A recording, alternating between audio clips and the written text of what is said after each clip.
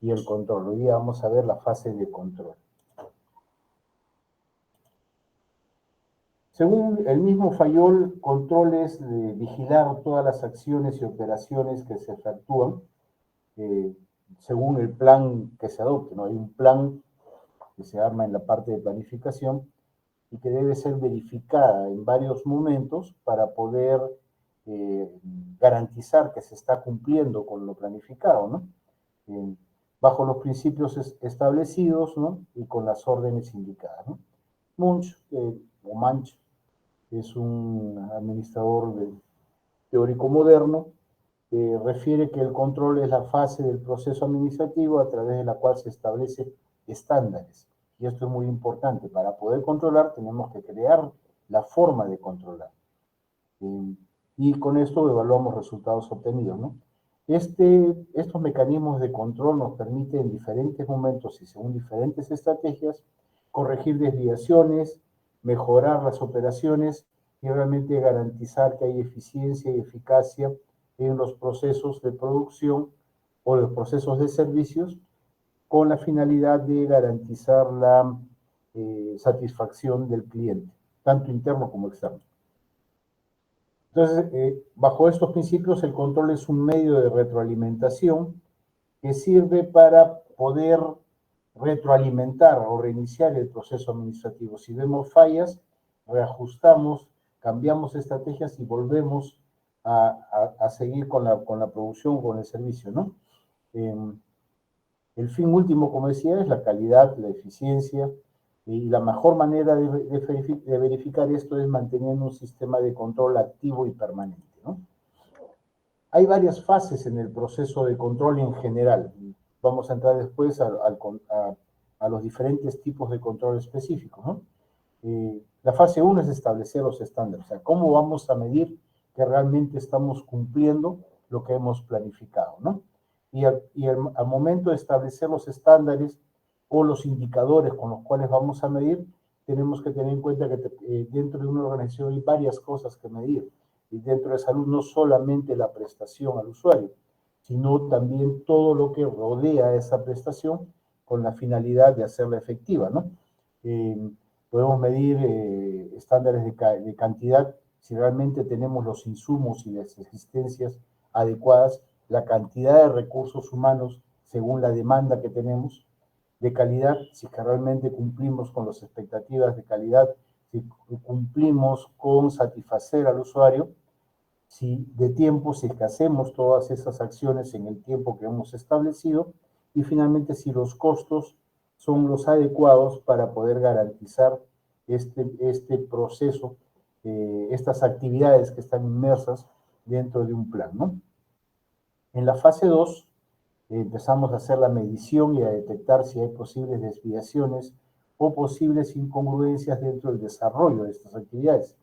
Y aquí es donde empezamos a aplicar los estándares establecidos que pueden ser tanto de desempeño cuando hablamos de personas, de procesos o de resultados cuando evaluamos al final de un tiempo establecido si es que hemos cumplido con el plan 1, ¿no? Además de evaluar eso continuamente, tenemos que compararlos con lo que esperábamos conseguir en ese momento. Esa es la fase 3, la comparación del desempeño. Si es que hemos, por decir un ejemplo, si hemos vacunado a la cantidad de niños que teníamos programados por mes o no, porque evaluando eso continuamente vamos a poder garantizar que al fin del periodo, que generalmente es de un año, hemos cumplido con los objetivos planificados, con los objetivos del plan.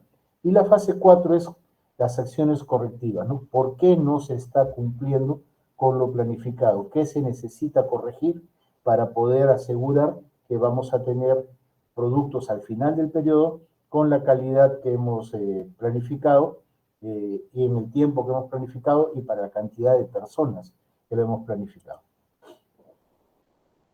Entonces, como hemos visto, el control de los servicios de salud abarca no solamente las áreas asistenciales, sino las áreas administrativas. Y tenemos que ser efectivos y eficaces en todas estas áreas y en todos los momentos en los cuales se está desenvolviendo el plan, ¿no? Obviamente, los servicios de salud públicos deben estar orientados a lograr la satisfacción del usuario con estos mismos criterios de eficacia y eficiencia, ¿no? En todos los procesos. Y con eso vamos a asegurar que vamos a tener un resultado adecuado. Y los resultados adecuados van a generar un impacto en la población. Regresando al ejemplo de las vacunas, si conseguimos vacunar a nuestra demanda, o sea, la población real, contra las vacunas necesarias, vamos a tener un impacto positivo, evitando que esas enfermedades inmunoprevenibles se presenten. Eso es el impacto. El impacto ya mide no solo los resultados del plan, sino cómo con esos resultados hemos generado un mejor nivel o un mayor bienestar en nuestra población, ¿no? Entonces, en estos procesos tenemos varios puntos o varias formas de garantizar que se desenvuelve el plan, y eso a través de estos mecanismos de control que se llaman supervisión, monitoreo y evaluación. La supervisión es principalmente una actividad de docencia en servicio, un proceso de enseñanza-aprendizaje, ¿no? El supervisor corrige los posibles defectos en la actividad diaria de los supervisados con la finalidad de que estos generen o realicen sus actividades de mejor manera. El monitoreo ya no mide el desempeño de las personas, sino mide si los procesos que van a dar lugar a los resultados se están llevando de manera adecuada. Si el proceso no es adecuado, probablemente el resultado no se alcance. Por ejemplo, volviendo al tema de las vacunas, un monitoreo de procesos sería asegurar que el transporte, almacenamiento y dispensación de las vacunas se haga adecuadamente y que tengamos la cantidad de insumos necesarios. Entonces tenemos que monitorear, ¿no? Otro problema que podría haber dentro del monitoreo es que no tenemos los recursos necesarios. Entonces se tiene que medir en cada momento del proceso a ver si hay alguna alteración que impide que estos se desenvuelvan adecuadamente. Y finalmente tenemos la evaluación, que generalmente ya ve resultados de manera, no fría, pero de manera numérica, ¿no?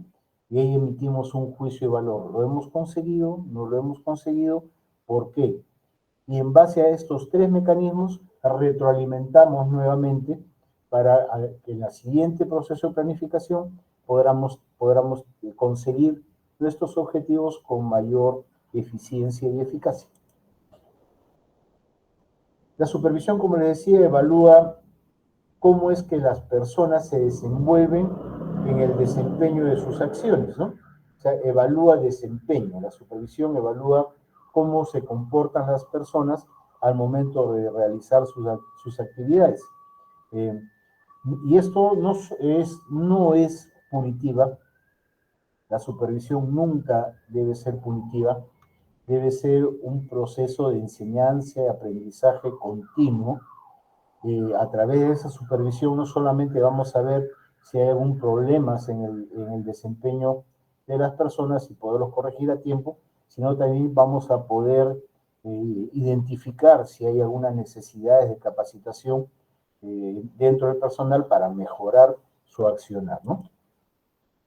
La supervisión tiene varios objetivos, ¿no? O sea,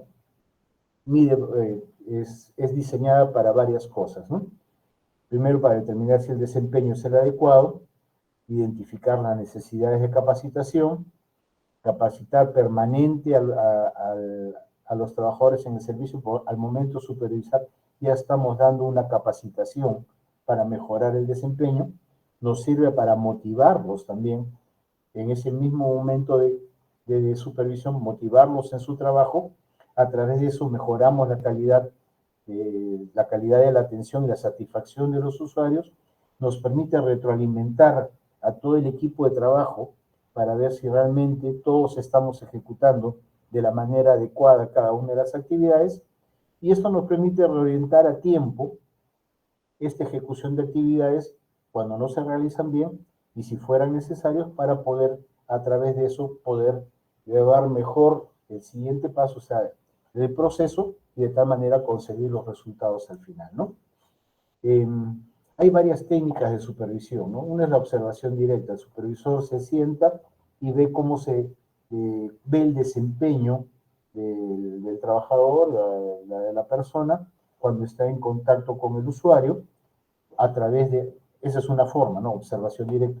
La otra es dialogando con la persona para que exprese cómo realiza sus actividades y detectar si hay algún problema en ese proceso de realizar sus actividades, dialogando con los usuarios también para ver cómo fue que el usuario observó que se le brindó la atención, revisando la información, si es que la información ha sido adecuadamente registrada, haciendo el control de logística, porque las actividades se tienen que realizar a través de insumos, o sea, con el soporte de insumos, si no, no se pueden llevar a cabo, y eso va a permitir, pues, realizar una capacitación continua. Al mismo momento de observar, dialogar y de revisar la información que se hace con el trabajador, estamos ya capacitándolo de manera continua.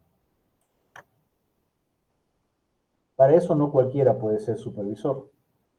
Eh, para supervisar, primero tenemos que priorizar qué es lo que vamos a supervisar, qué es lo más importante, qué es lo prioritario, qué cosas son dificultosas y requieren una mayor vigilancia y apoyo, ¿no?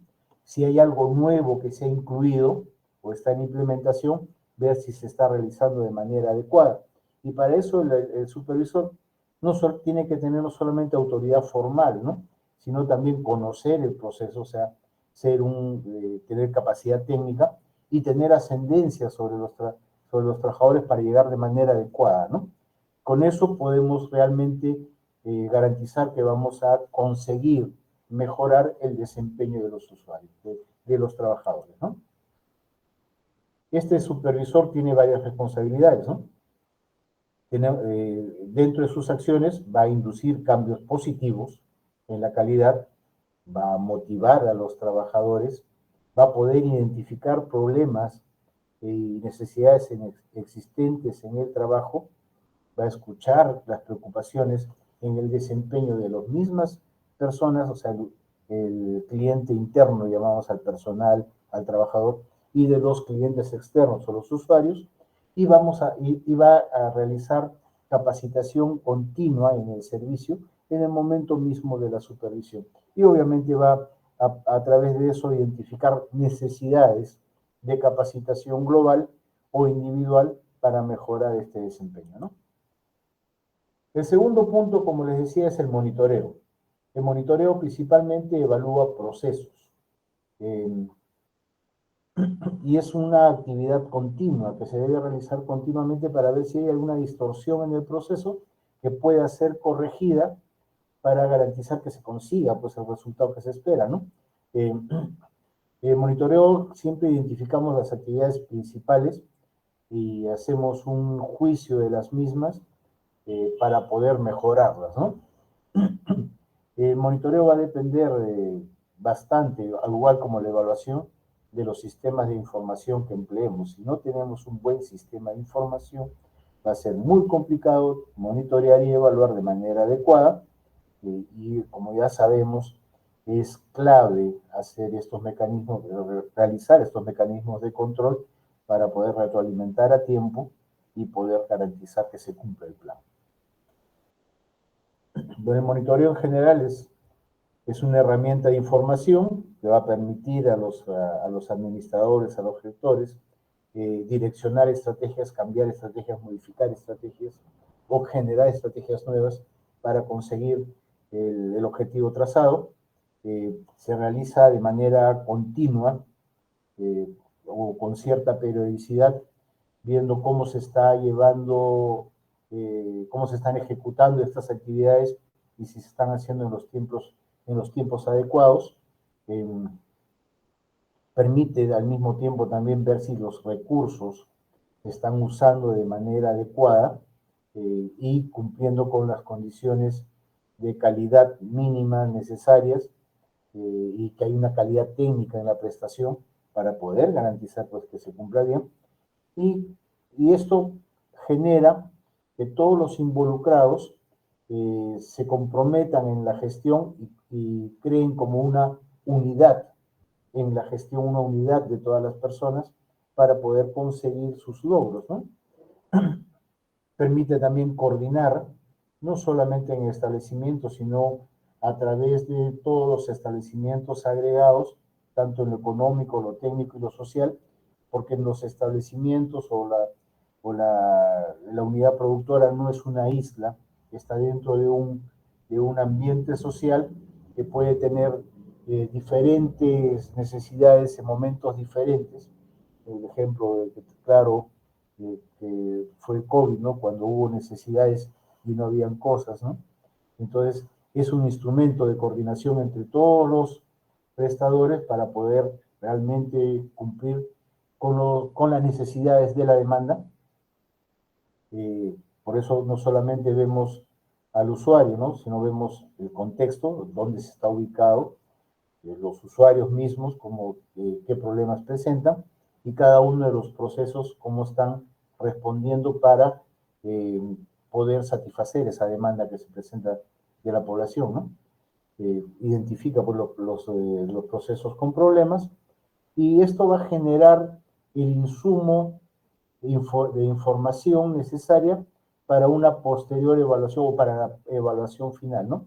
En la evaluación final, cuando veamos resultados y comparemos contra lo planificado, vamos a poder tener información por qué en algunos casos hubo problemas para hacerlo o en otros casos se cumplió con creces lo que estaba establecido, ¿no? Todo eso en base al plan operativo que todos los establecimientos generamos, ¿no?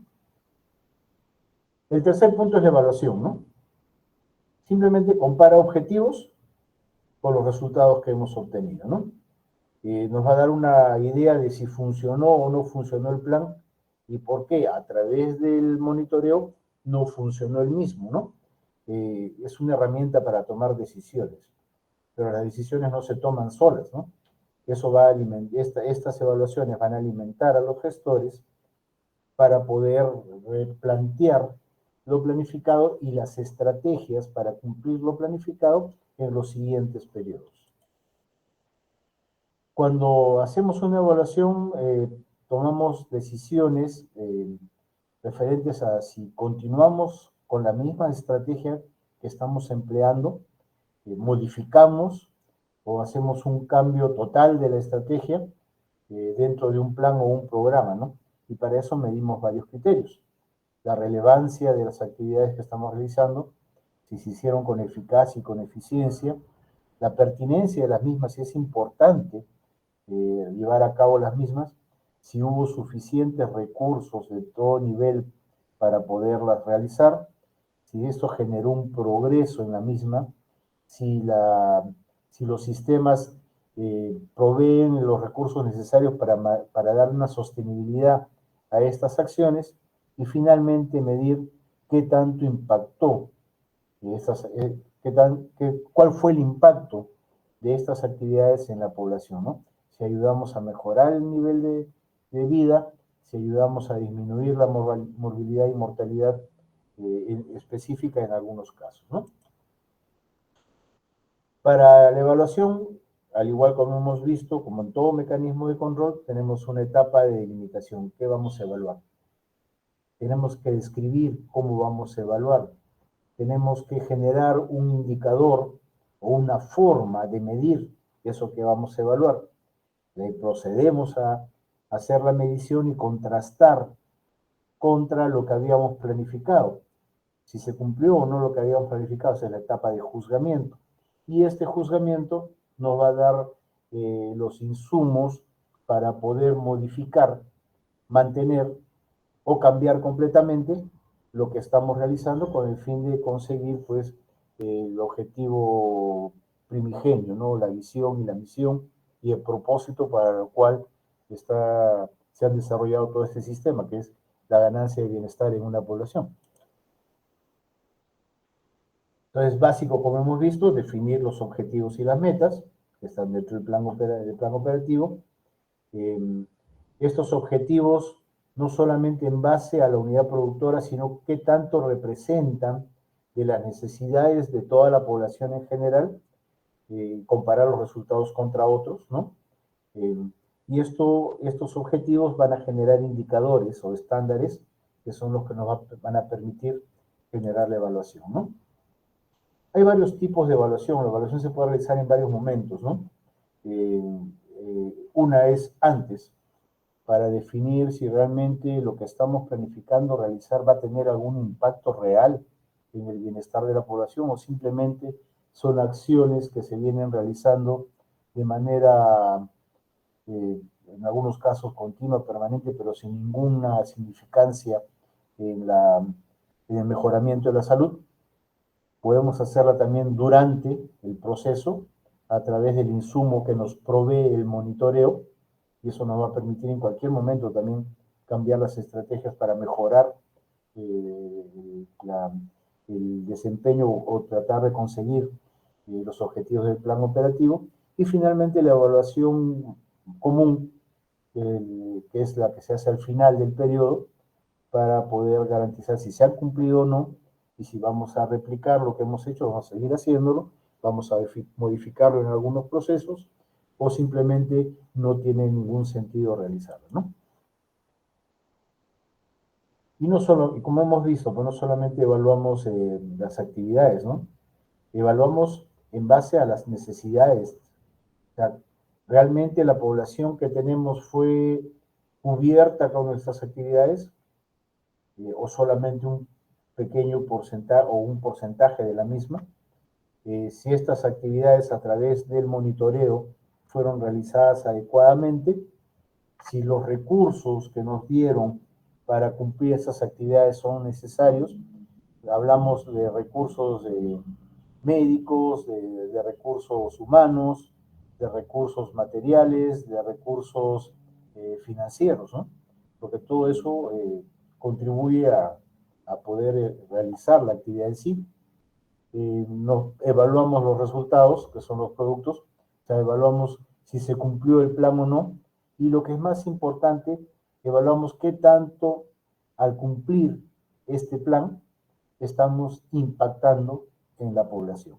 Y eso es ¿cómo se llama? El resultado final de todo el proceso, sobre todo en la salud, ¿no? Bien, ¿preguntas, jóvenes?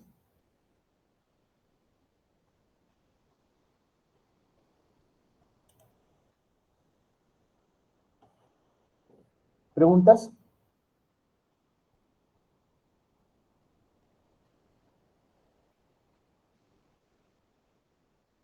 ¿No hay preguntas? Parece que no, doctor. Gracias, Giovanna. La clase está en su aula virtual y la práctica está en su aula virtual, ¿sí? La práctica es un esquema de supervisión monitoreo, eh, a las actividades de promoción. Si bien es cierto, ese formato de supervisión tiene algún tiempo, sigue estando válido, y eso es lo que van a hacer con sus tutores en el momento de su práctica. ¿Alguna pregunta final, jóvenes?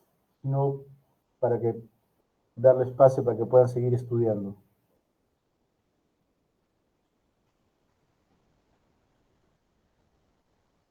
Creo que no, doctor. Muchas gracias ya por colgar la clase y la práctica. Bien, a ustedes por estar presentes. Entonces,